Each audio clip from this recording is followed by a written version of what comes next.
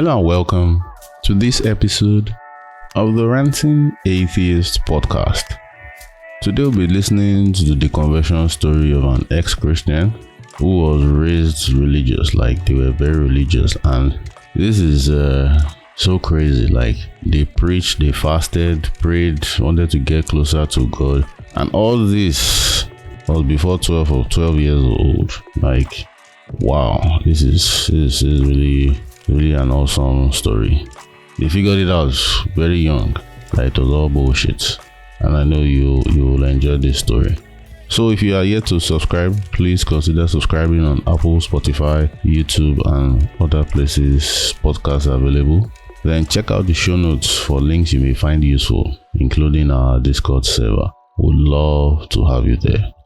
So now, let's go and listen to the deconversion story of Robodu.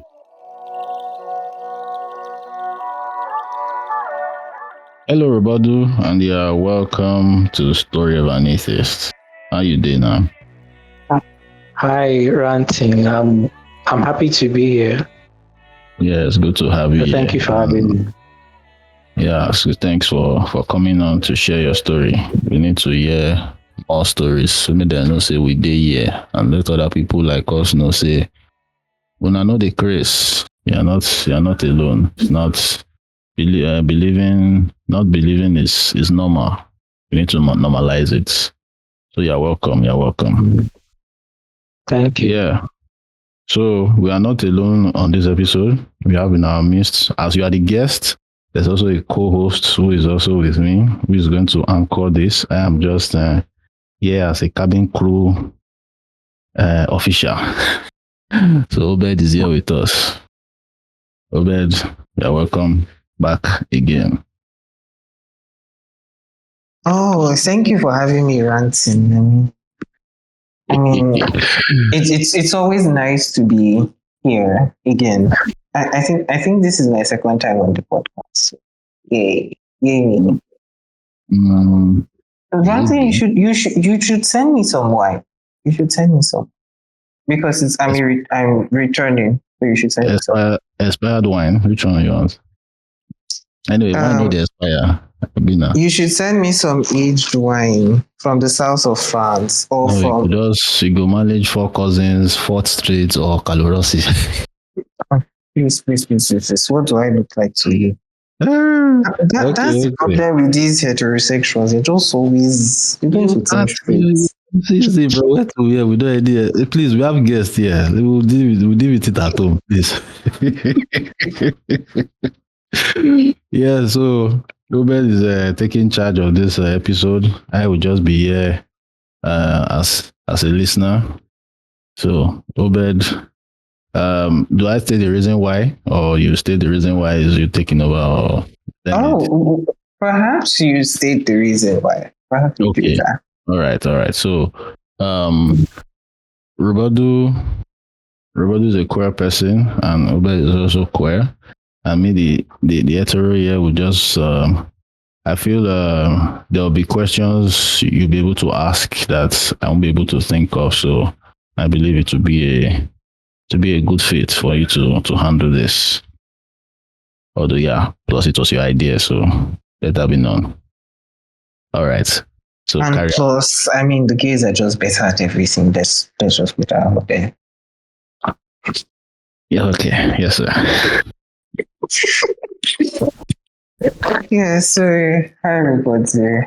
Welcome to the Ranting Atheist. I'm welcoming you as a returning guest / co-host. One of them. Thank you for having me.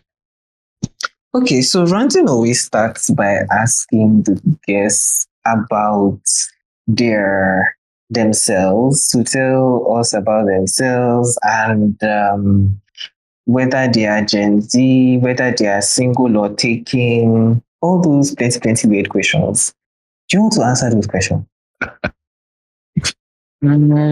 Maybe some of them.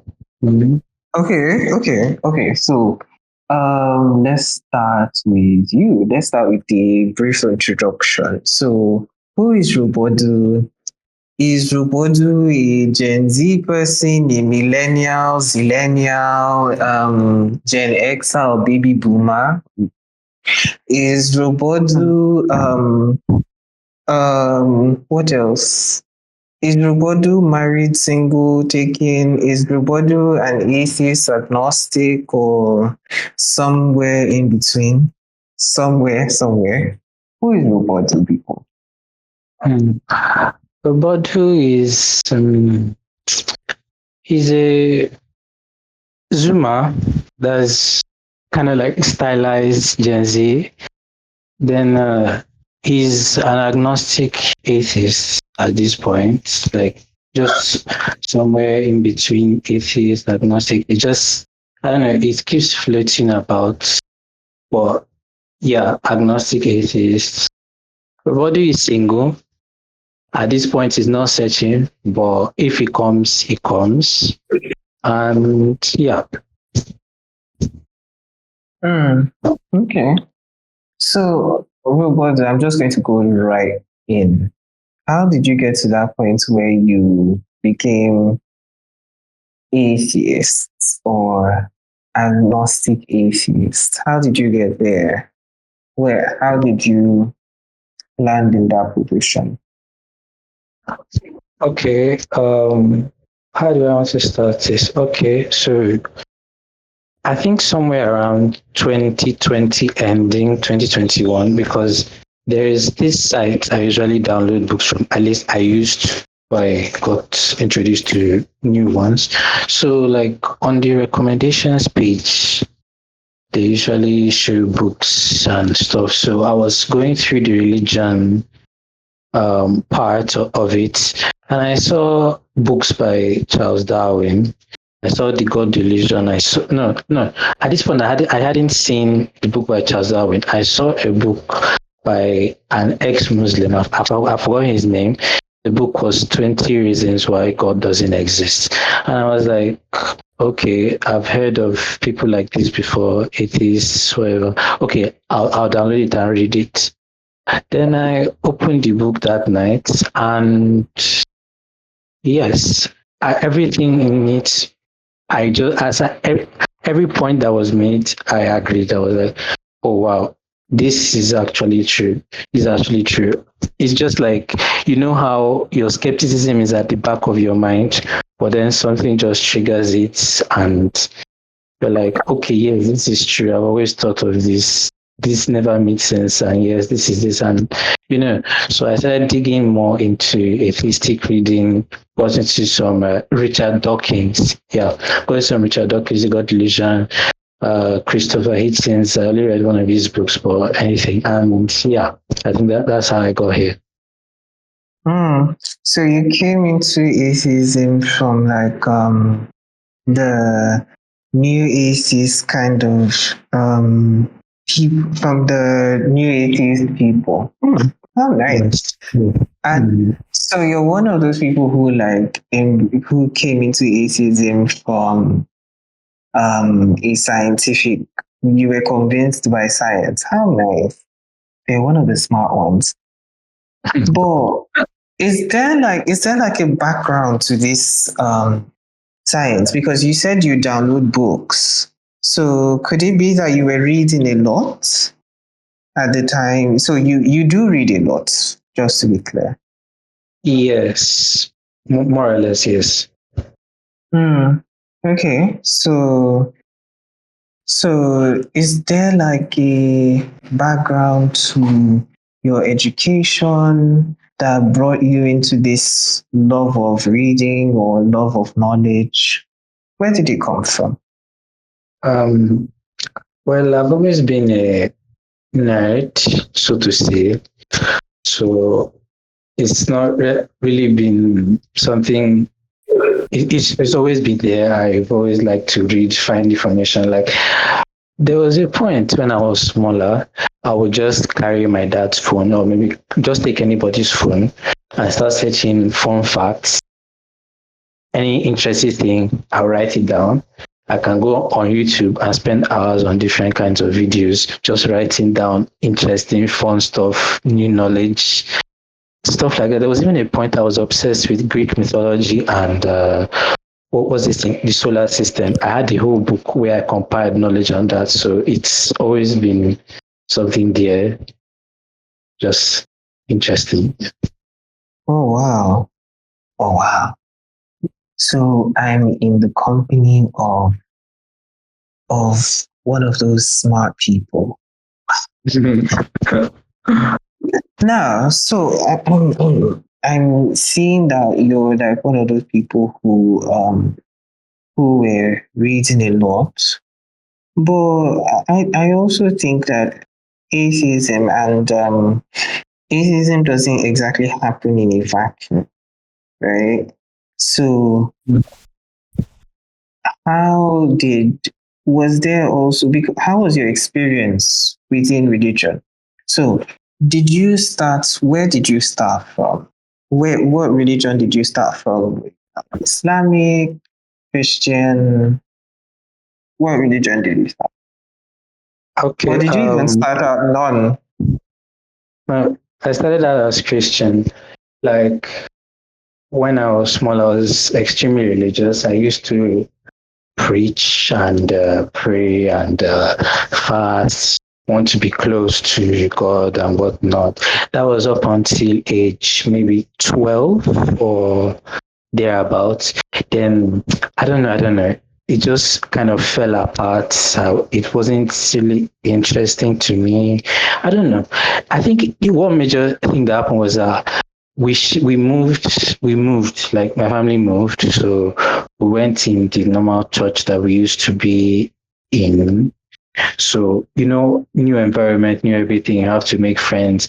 Now I don't know anybody there, and I'm like, okay, what are these people talking about?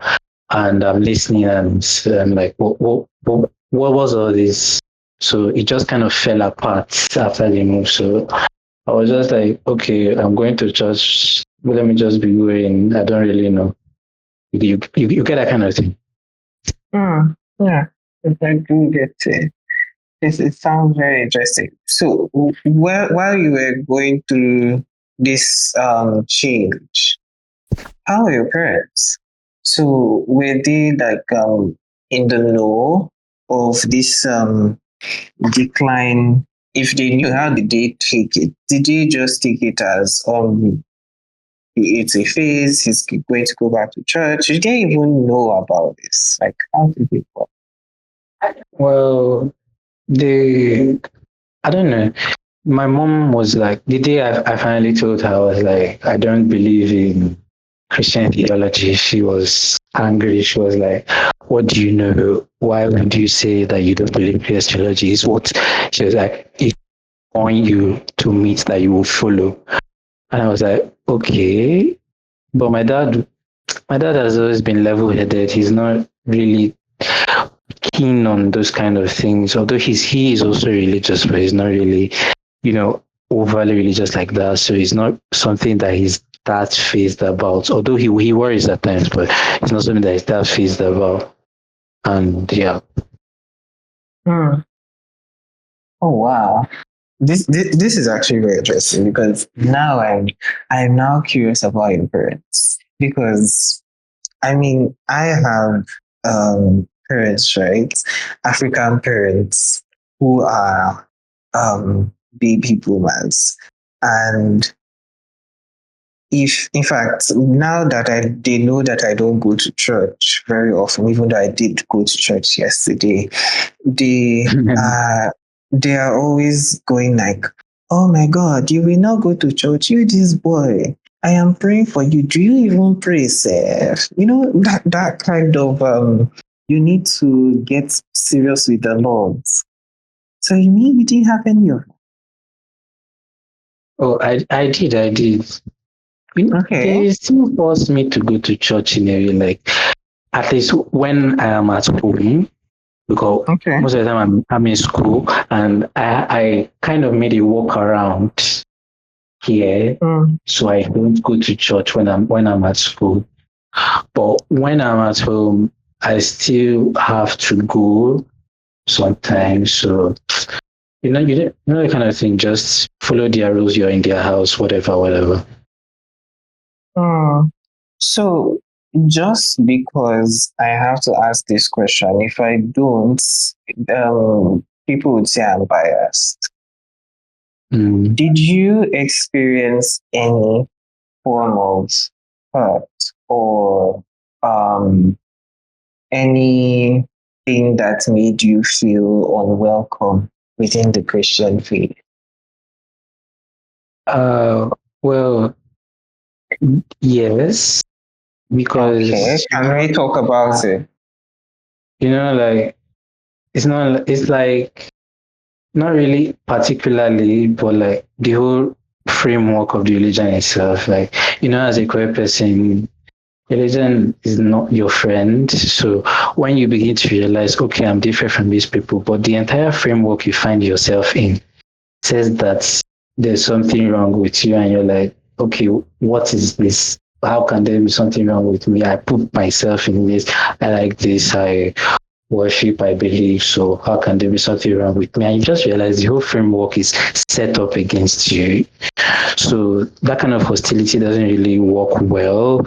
So it just felt like this entire framework, this entire establishment is against my existence. So it wasn't okay.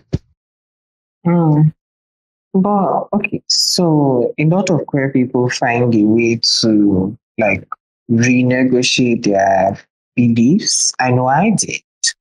I did. In fact, I did like several renegotiations. So you go through the stage where you're like, oh, it's just Paul and his nonsense. And then you discover Leviticus. And then you're like, oh, that's the Old Testament. And then you discover, you just keep moving around and bouncing around and trying to delude you. Well, not delude, but trying to find a way to stay. Right? Did you ever Mm. have that? Because that's something that is very common among us queer people. Sort of something that happened. I don't think I had that phase because the time I began to accept my queerness, like it was in my face, you can't run away from it, was also it coincided with the time of my deconstruction. So I never really felt any need to like stay. Wasn't anything holding me like you must find a way to construct this. It's just this other part doesn't work with you. No, no, no. I didn't really have that phase. Although, sometimes when I found some parts of the Bible that were a bit queer, it did give me joy. Like for example, some people interpret the story of David and Jonathan as they were lovers, right? So it Mm-hmm. did give me joy, but it wasn't really something of like, okay, you must stay. No, no, nothing like that. Mm. So, I mean, so there was no form of nostalgia or like, oh my God, this is what I was born into, this is what I was raised with, and that's fighting to hold on to it. That wasn't there. No, not really. Not really. Oh wow. Oh wow. Okay. How nice. Now, let me ask you about your queerness specifically. So, how did you come to this realization that you're a queer person? Even though I find that question to be weird because I feel like queer people always just know. There's hardly ever a point where we just come and be like, oh, hey, I'm queer, yay. There's hardly ever Mm. that point. But I think I want to ask it because some people be like they had like a a portion in their lives where they experienced some aha moment and we're like, hold up, I'm gay. Yeah, but Mm. what was it for you? Well, like you said, it's always been in the background. You always know these things. So Mm. it's not, but when it really came in my face, because like I said, the time that I couldn't run away from it, it was plastered in my face. You have to see it. Was I had a crush on my classmates, and this crush was not a normal crush. It was the type that I kept thinking about him every day. I was like, okay, what is happening here? This thing has always been in the background, but this time it's taking full center stage. You can't stop thinking about him and like, oh, okay. I'm actually gay right now. Like, I have feelings for this guy. So it's not something you can run away from. That's very interesting. So at what stage in your life was this? Was this like when you what age or what stage of your life was this? Was this like when you were in primary school, secondary school? When? Are you still talking? I can't hear. Okay, can you hear me now? Yes. Okay, so I was asking at what stage of your life this was. So if it was in primary school, secondary school, where was this? Secondary school. Oh, SS. oh my SS1, God. SS. Oh my God, you had your great awakening when you were in secondary school. Oh my God.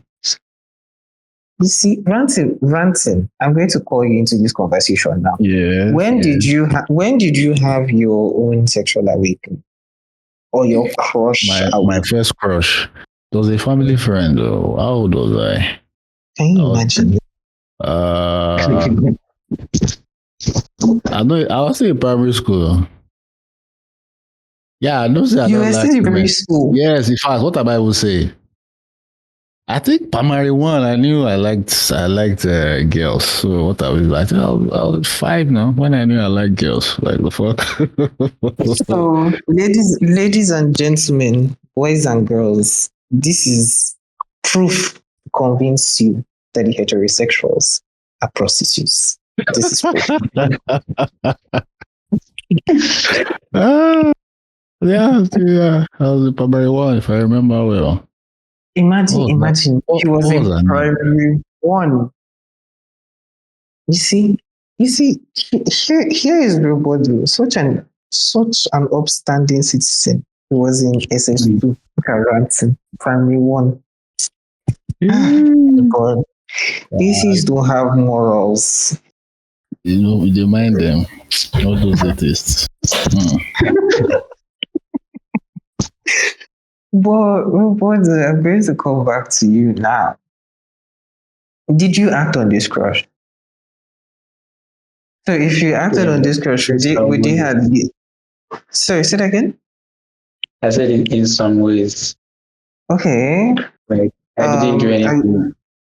Do you want to share like what these ways may have been? Like, did you tell this person that you liked them, or was it Yes. like?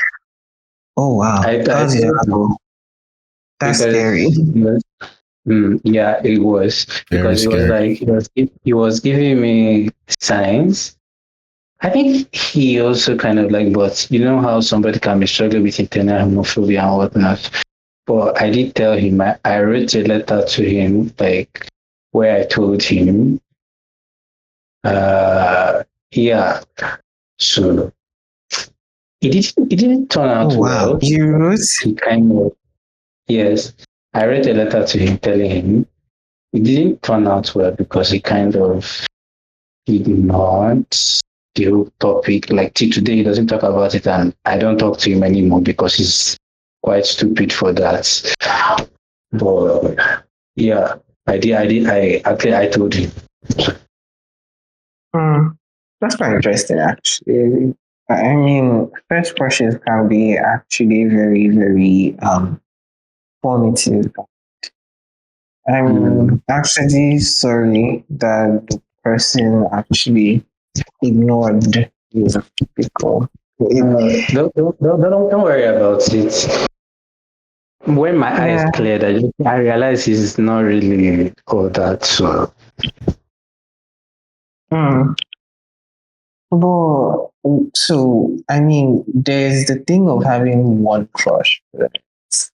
And but a lot of people are like, oh yeah, this is one crush. So they usually like just ignore the one crush. I usually Wait, would always tell people if you have like one crush. I can't hear you again. Okay. Can you hear me now? Crazy man. Okay, I'm hearing you now. You can hear now. Okay. Okay, what's the last word I said? Uh, I can't remember the last word you Word. said, but the last thing I said was Okay, he so wasn't all that. if you heard that statement, then you can hear us properly. Yeah, I'm glad you were able to move on. Mm, But okay, so I mean like there's the thing about having one crush, right? And a lot of mm, people are like, yeah, we just it's just one crush or one person. Maybe I'm not really, maybe it's just one person. But did you have like that? Did you think like that at any point, or did you actually like go on to have many other crushes? Oh, I didn't have any crush that was up to that level. I haven't felt anything like that. Maybe I don't really like people like that. But yes, I did see guys, and I'm like, okay, yes, that person looks good. He looks good. They look good. You get that kind of thing. You know that okay, this is your lane. You like men. You like guys. Hmm. That actually seems quite interesting. I like how you described it as a lane. You see, ranting. You see, this is a warning to you people. Stay on your lane. Be on your lane. Practical. But exactly, it's a lane now. You've heard it. Be on your lane. But I think I'm actually now curious about um moving forward, right? So after this experience, right? Because I'm pretty sure we're not Oh, um you cut out a little. oh yes, so I sorry. So I'm pretty sure you were not what's the word now? It was not a situation where you were just fixed in you were not even fully out of religion yet. So I'm pretty sure you were not fixed in your queerness at that point. Well, how did this queer awake sort of play into your position as a religious person? Even though I'm pretty sure at this point you were not exactly the most religious person in the church, but I'm pretty sure you must have had like the God will punish me somewhere, somehow. Oh, I did. I remember there was one time I just sat down, I opened Bible and I was looking for Bible verse to pray. I did pray against it. Oh, you I prayed the I gay way. yeah, Yay. Hmm. I I feel had like my own. there should be like a queer people bingo card, and we should have like pray the gay way as like the first thing and we tickets. That would be actually great. That would be crazy. Mm, Love. Yeah. Maybe you can. Oh, yeah, now. After. Yeah, we'll go create them. Yeah, so go ahead, report it. And we lost him again. No, I don't think we've lost him. Reporter, are you still here? Robodu? no, I'm still here. I'm still here. Okay, yes. So you were saying about your praying the Yeah. gay way experience.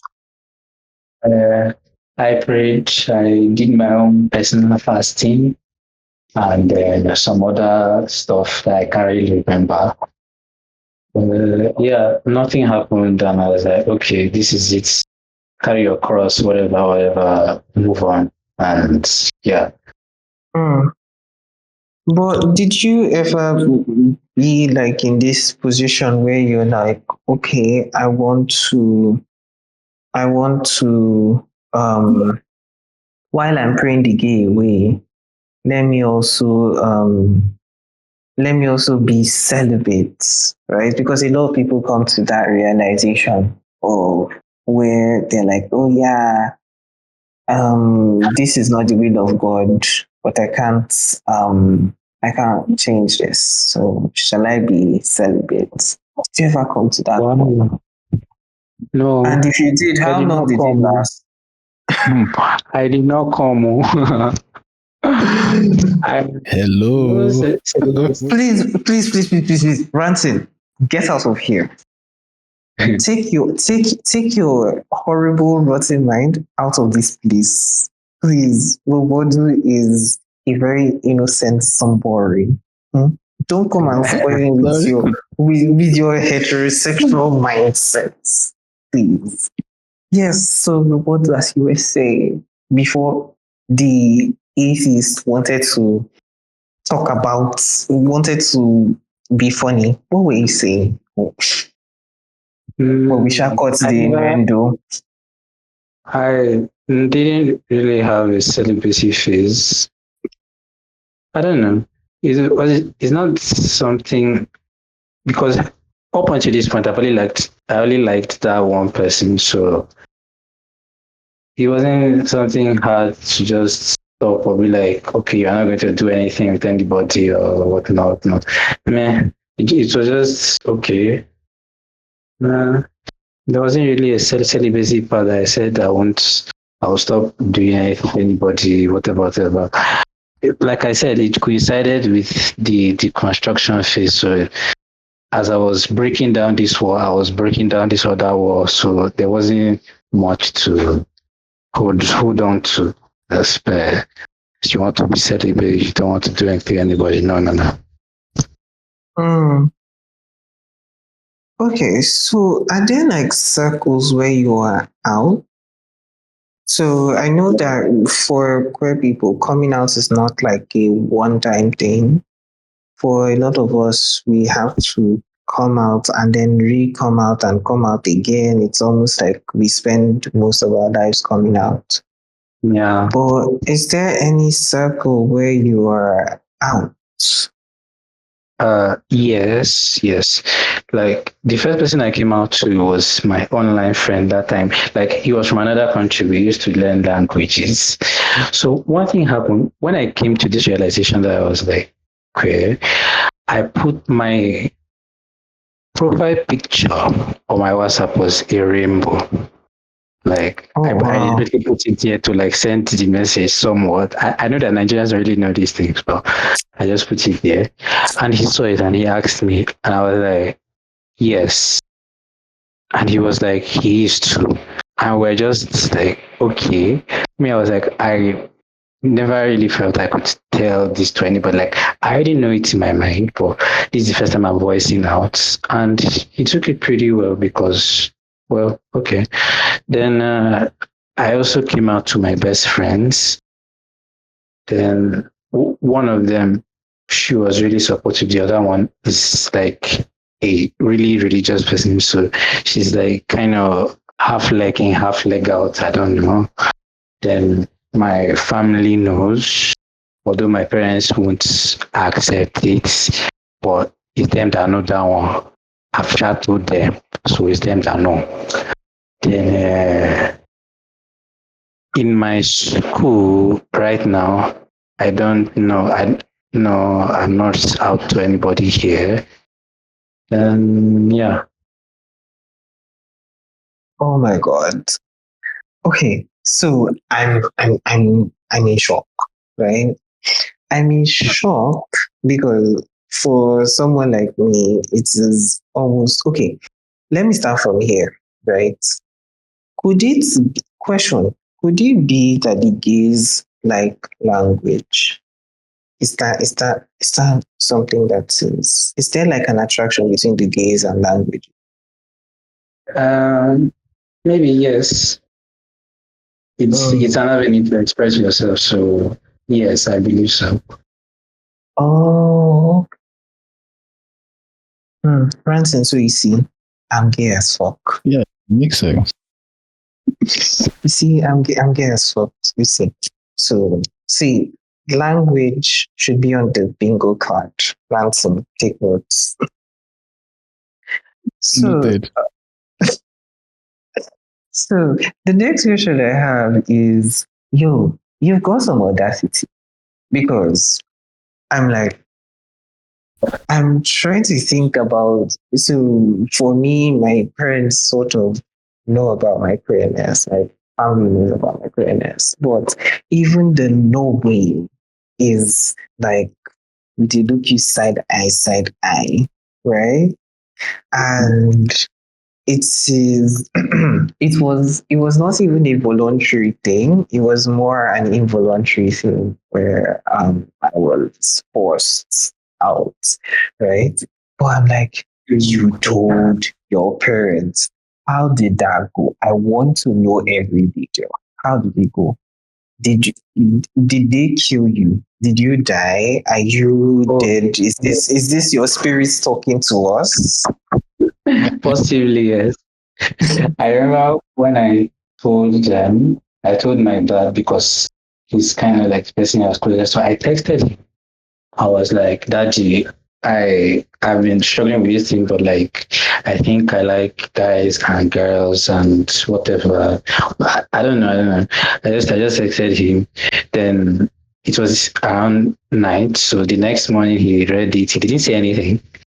He called my mom. Wow. She told her whatever. Then that same week they took my phone. So I didn't have my phone for like a year.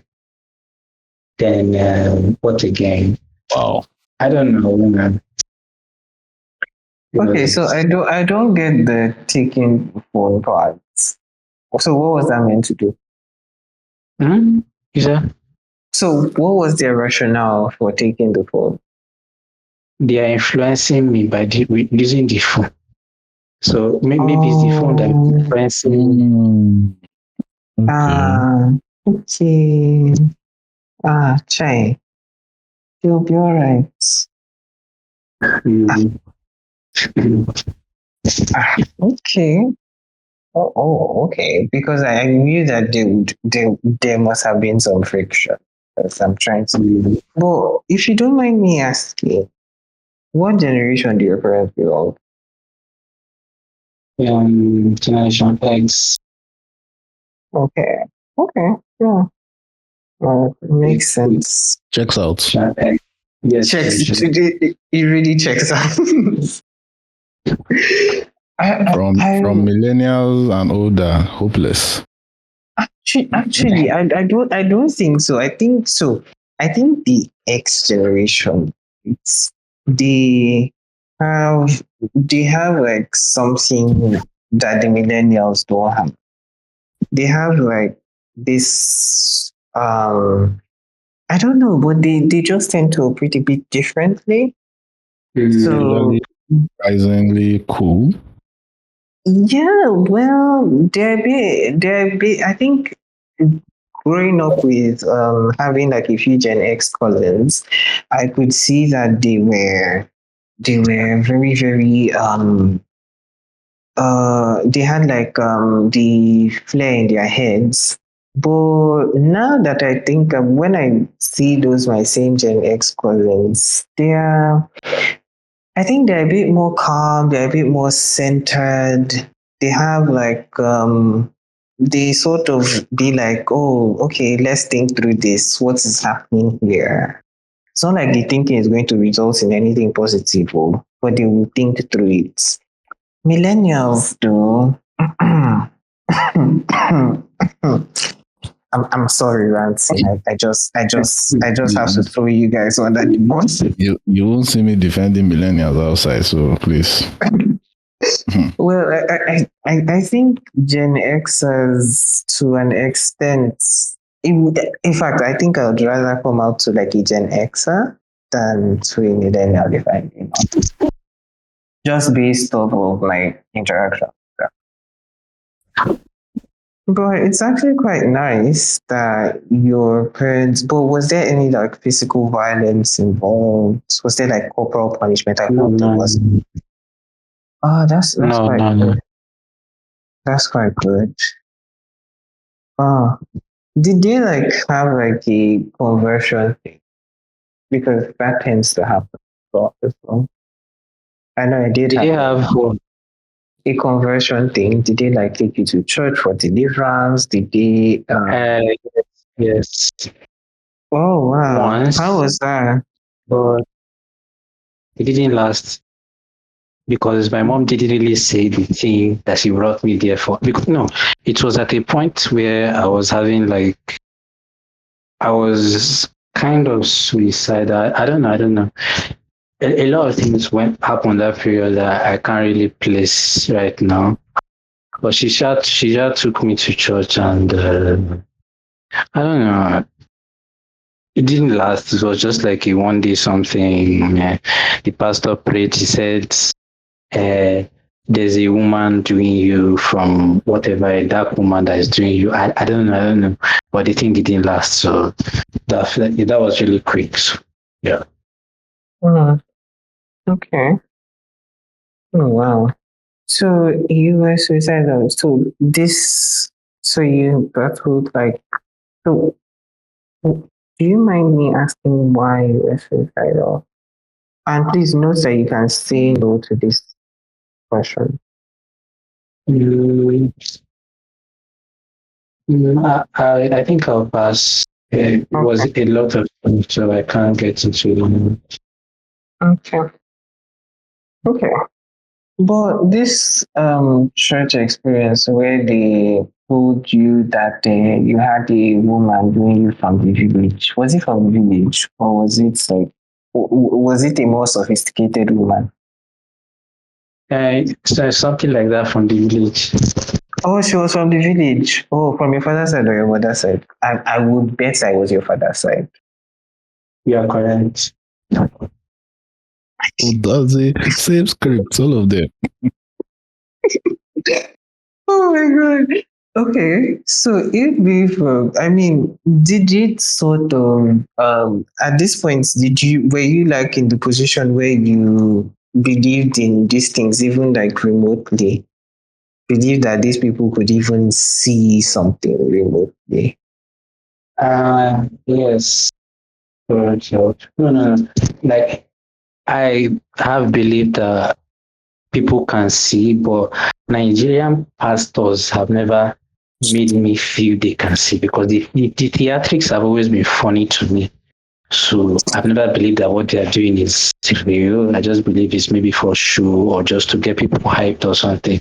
It hasn't really, no, I haven't really felt it like that.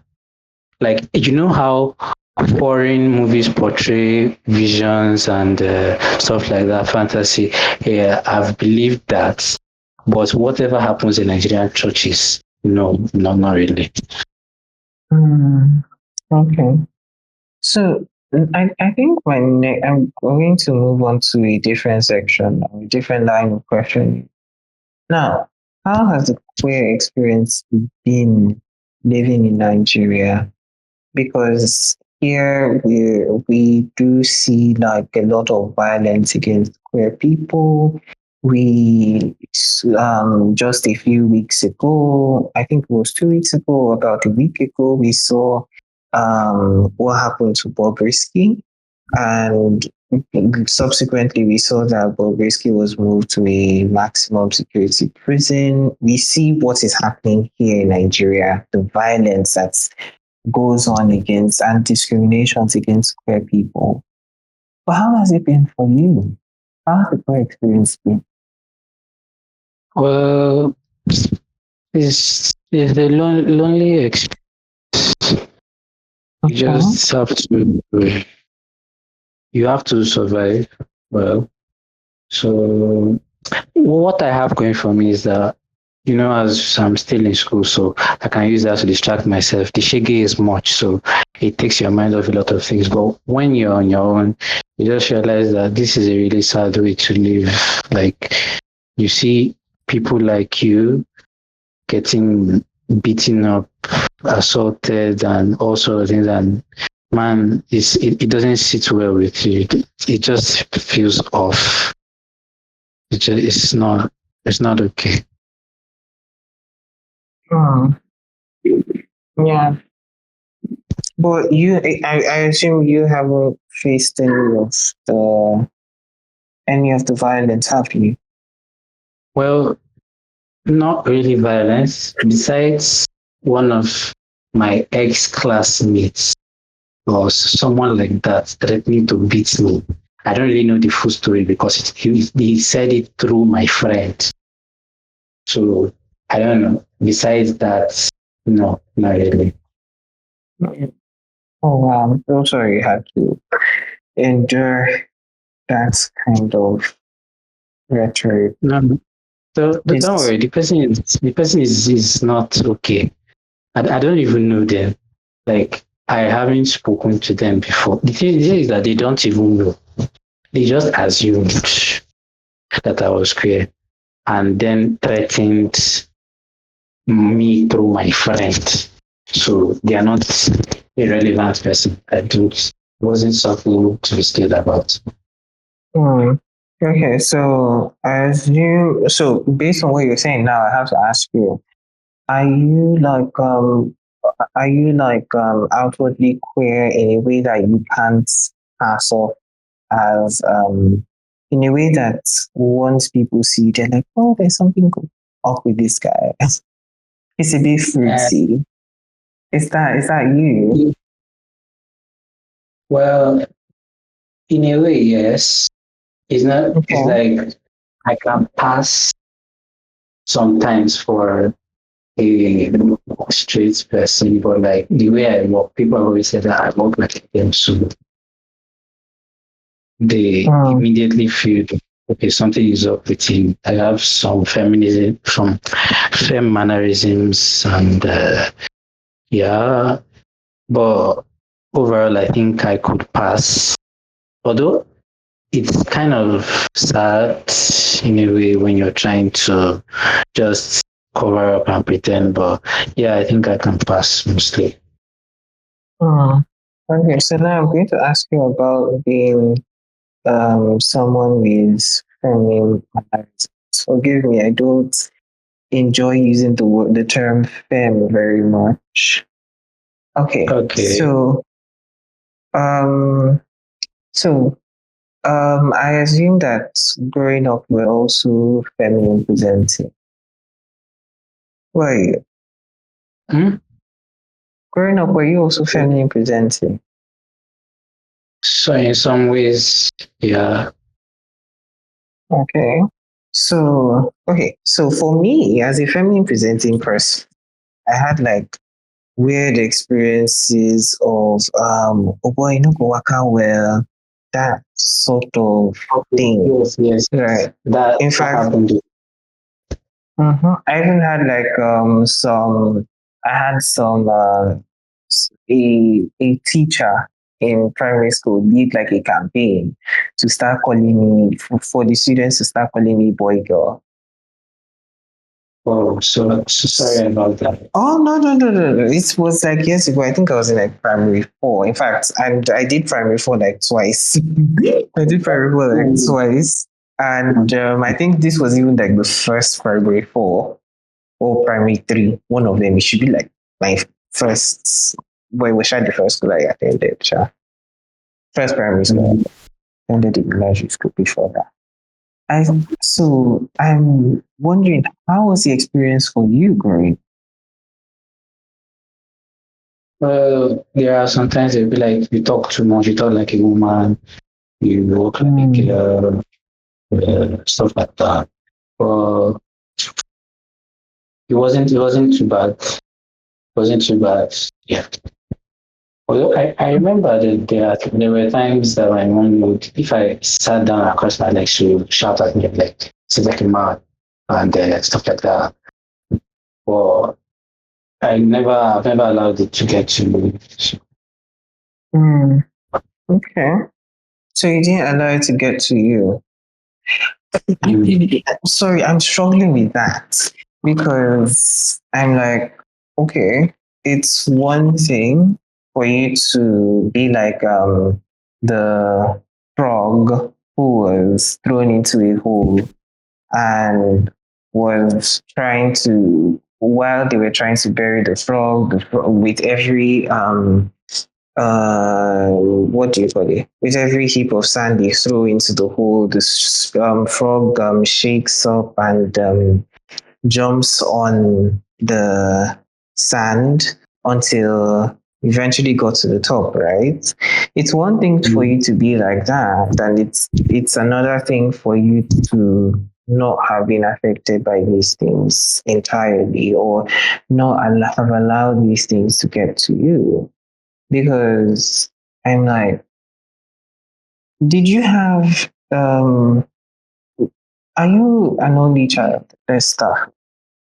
No, no, Okay, you've got siblings. Are they younger or no. older? Younger. Oh, they're younger, okay. But did you have cousins as well growing up who were older?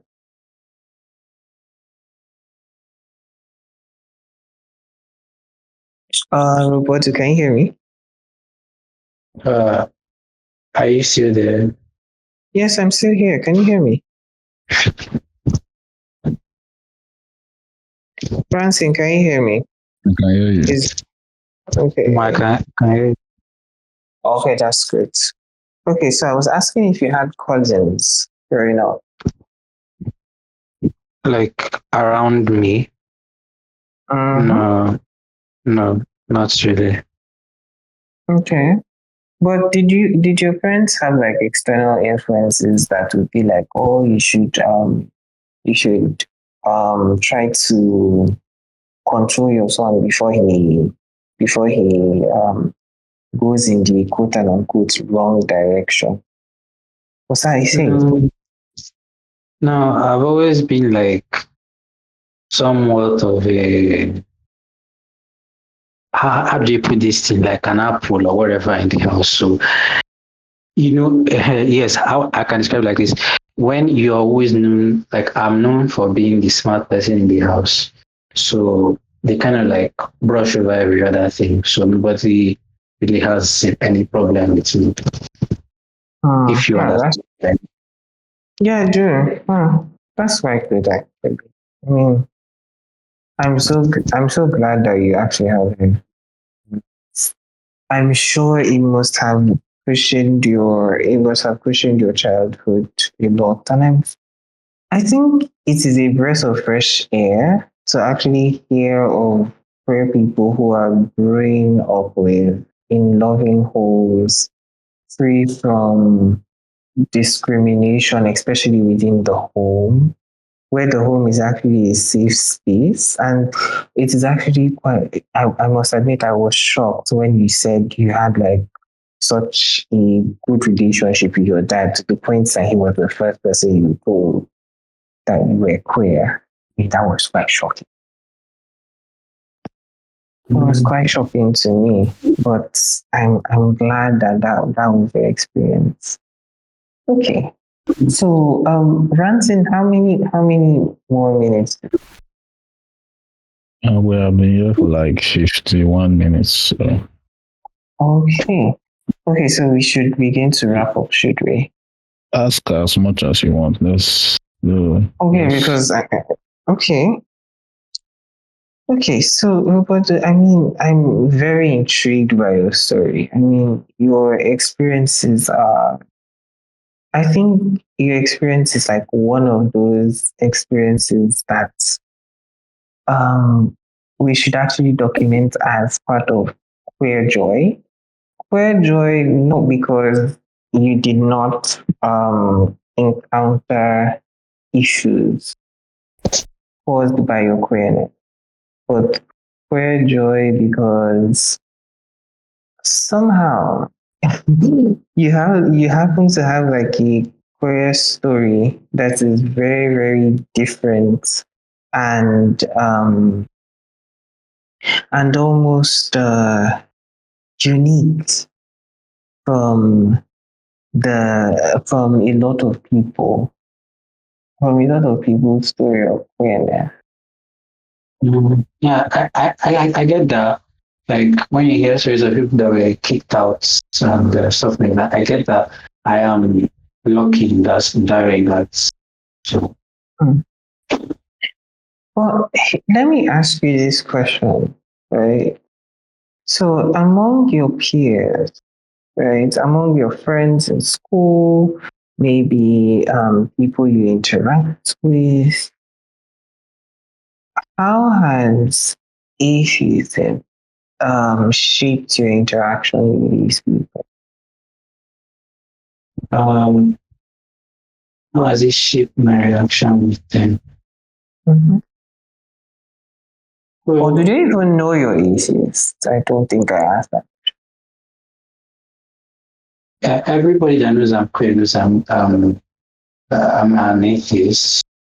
Then the Oh, okay. people that I'm usually around, I'm not really like I said, I'm usually in school, so I'm not close to anybody here. So if they ask, sometimes I can tell them if they are getting close to me, I can tell them, okay, I'm not religious. But most people don't ask because I don't talk to them, so it doesn't really affect me that much. Hmm. Although Okay. there was a time I remember I had an argument with this. You know, remember I said one of my best friends is religious. So there was a time I Mm-hmm. had an argument. It was really funny because I spent like 3 hours. Both of us were dragging online about something. I think ancestors and how religion worked, everything, and your ancestors were bad. They were not good. That uh, bringing Christianity changed stuff. We were arguing it for like 3 hours. Well, says I can't see it. There's nothing notable about it as of right now. Hmm. Okay. That's quite nice actually. I like so you're currently in school, right? Yes. Oh, I like the fact that you're currently in school and you're able to have this experience where you're going to school and these religious issues are not coming in the way of your experiences in school. It's not stopping you from having like the full school experience and living your best life in school. I'm so happy about that. You see, Ranty, you should be having episodes like this. You see, you will not be having very, very angry episodes like my episode. Okay, so thank you so much, Robert. Your story is actually very, very inspiring. It's so let me tell you this. So listening to you, right, it Mm. gives me some form of hope, right? I Today is not a very good day for me. Ranting knows why. It's not a very good day for me, and but somehow this. I didn't even ask. Are you like in a private university? No, I, probably. oh, you're in a public university. Oh my Mm. God, thank God. So, like interacting with you this evening has given me like some form of hope for the generation that is coming because I do genuinely believe that the generation that is coming, I worry about them a lot. I worry about them in terms of their experiences with their peers, the influences that they are getting, and just seeing that even in this Nigeria where it seems like it's the worst place to be in. I'm glad that that your story is a bit different. I'm glad about it. And I honestly hope to get more, to hear more stories like Thank you so much. And thank you for allowing me to ask all these questions. Thank you. I honestly appreciate the opportunity. Thank you. It's so Thank wonderful. you for. It was nice. Thank you for coming on. Appreciate you. So let us end recording. Are we? So before we go, we should hold on, Ranting. Robodu, where should we find you? Do you want us to find you? Can we find you? Should we find you? What should we do? Instagram, Substack, whatever. Where are you? Or that's if you want to be found. You can find me on Twitter. That's what Elon Musk now calls X, whatever, at RXBODU. Okay. That's my Twitter handle, link at will be in the show. RXBODU. The display name is Robodu. It's Robodu, or sometimes Robodu is something. So yeah, you can find me there.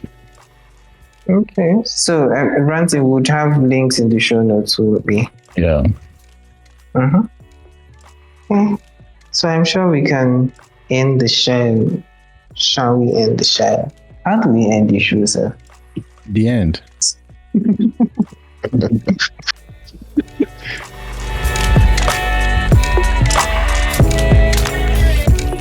Thank you for listening to this episode. Please subscribe on Apple, Spotify, YouTube, and other places podcasts are available. Then check out the show notes for links you may find useful, including our Discord server. Would love to have you there. Have a great week, and I will catch you on the next one.